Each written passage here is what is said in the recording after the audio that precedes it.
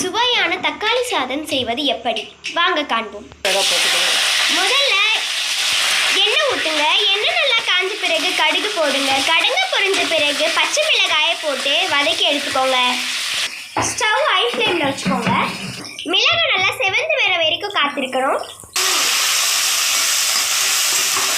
மிளகாய் நல்லா சிவந்து வந்த பிறகு வெங்காயத்தை போட்டுக்கலாம். வெங்காயம் நல்லா கோல்டன் ப்ரௌன் வர வரைக்கும் காத்திருப்போம்.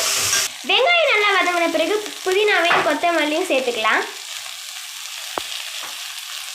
நல்லா கலக்கி விட்டுக்கோங்க. வதங்குற வரைக்கும் வதக்கி எடுத்துக்கோங்க. அதுக்கடுத்து தக்காளி சேர்த்துக்கோங்க.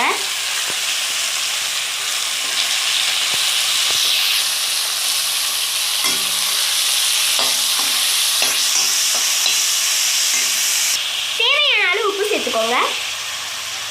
தேவையான அளவு மஞ்சள் பொடியும் சேர்த்துக்கோங்க.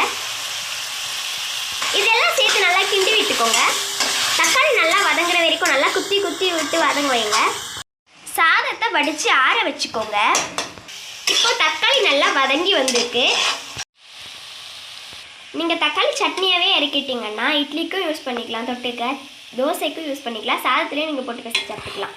இல்லாட்டி எனக்கு சாதமாக தான் தக்காளி சாதமாக தான் வேணும்னு சொல்கிறவங்களுக்கு சாதத்தை இதில் போட்டு கலந்துக்கலாம். இது மாதிரி பண்ணிங்கன்னா சுவையான தக்காளி சாதம் தயார்.